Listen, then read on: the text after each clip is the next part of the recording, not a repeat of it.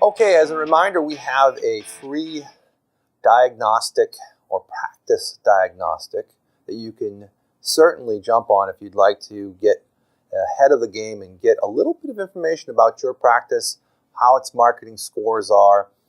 Simply go to practicebloom.com/start and you can give us your domain and we'll email you out a 5-minute review. It's a video actually overview of your competitors, your practice, things that we see, things that will make recommendations. No strings attached, just a free service that we do to keep people aware of what's available and some things that you could immediately implement. In fact, a lot of people have implemented things that we've suggested in those videos and had a great uptick in their strategy immediately. So here in this video, we're going to go a little bit into some basics. Now, the last one we did was all about lifetime value of patients, cost per clicks, and really the ROI and the guts of how the sort of paid ad strategy works. Today, we're going to do a little bit of a different slice. We're going to talk about really 4 main topics that you should think about in your practice.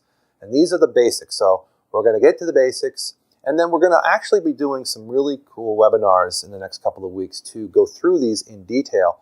And so this is sort of a primer to get your head around some of the things that you should think about in your practice to make sure that you cover them when you're working through the details of your marketing strategy. So first, we're going to talk about web analytics. Really simply, this is the guts of all of the things that we do. It's the element that we bring onto our dashboards to make sure that we're seeing progress. And this is what you should see and understand in your practice.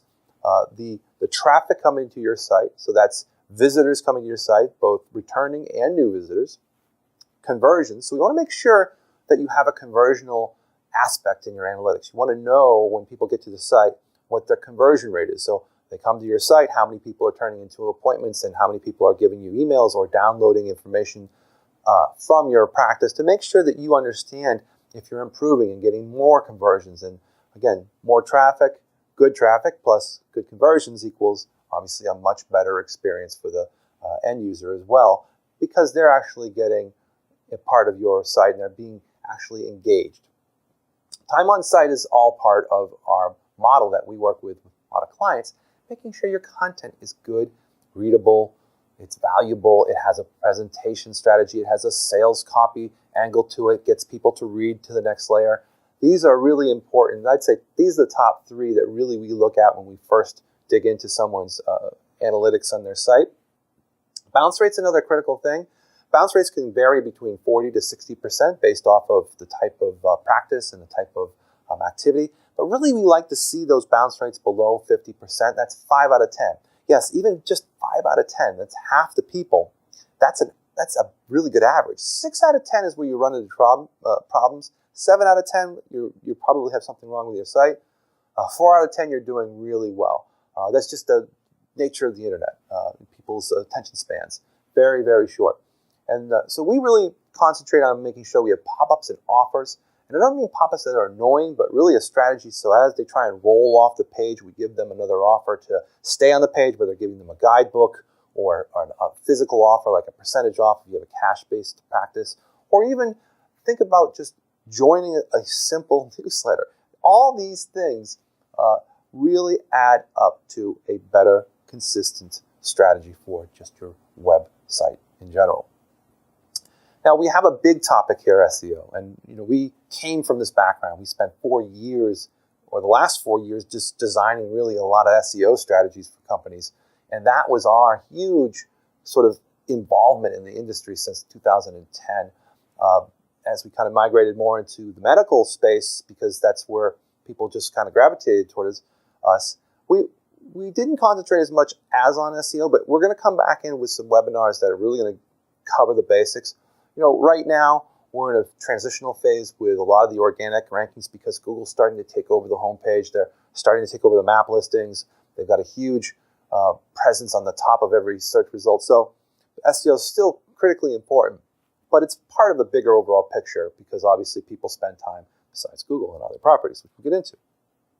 Impression counts are another thing that you should consider as an important aspect of growth. So if your impression counts, that's how many times your website's being found on the internet for any type of query.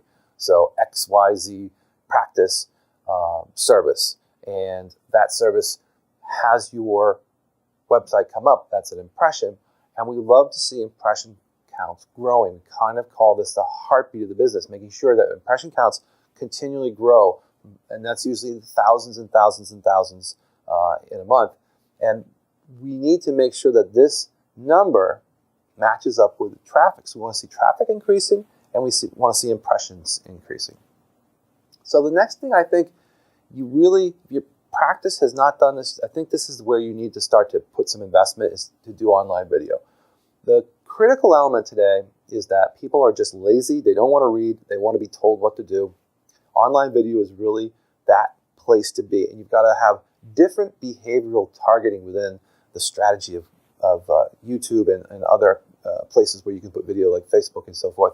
Because you're really in basic elements, you're trying to get short span attention people to pay attention. So you have some movement in the video and a quick story. And then you've got longer form content where you're doing maybe a procedure discussion and even a case study and an interview with a patient. All these things, different types of behavioral strategies, especially as you start to move into marketing videos, they're great elements, and they also convert really well as pieces of content that get people to take the next step. YouTube Preroll is a paid advertising strategy you can put into YouTube and also any of Google's properties. So we want to think about, how do we put a story up front? So someone searches for a keyword related to your service. Can you get the pre-roll before they see that video? And really critical, important stuff, especially you can geo-target it and really look at what people are thinking from what their query is in Google, or if they're on another site that's a partner of Google. You can really get branding and consistency across these channels. Video SEO is another component where you can help your practice by making sure the keywords are set up straightforward in your YouTube videos. And also, you can put videos on all sorts of platforms today. So we want to make sure that that's done correctly.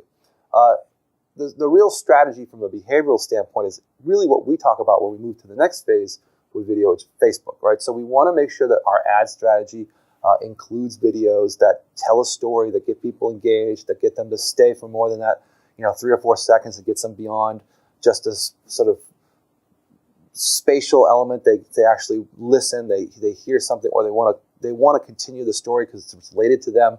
Either the pain or the procedure they're looking to do is involved.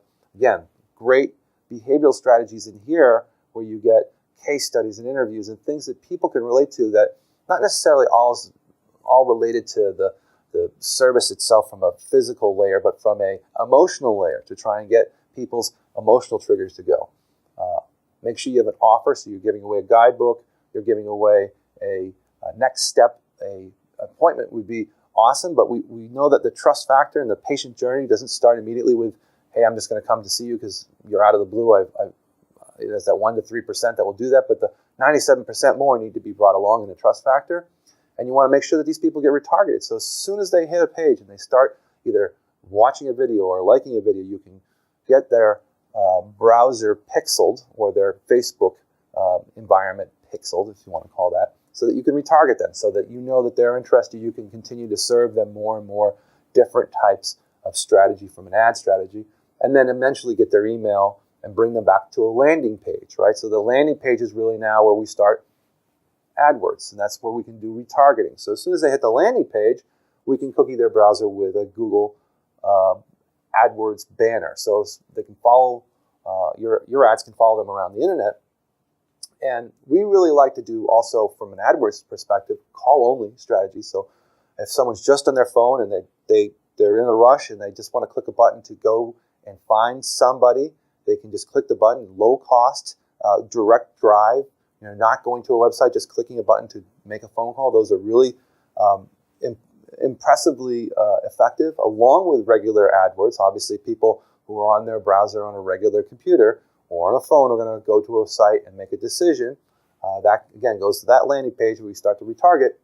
And then we can geo-target specifically to a practice's requirements. So we don't have to necessarily draw a radius. We can do zip code by zip code by zip code and hit the zip codes where your patients might be. So there might be areas where it's demographically unfavorable, and you want to hit specific zip codes, well, that's really where we do a great service in trying to strategize on getting cost per clicks down. Again, we went in that last episode with our ROI. How do we get the best value for our money from a cost per acquisition? Well, that's part of it, is really understanding where your patient base is.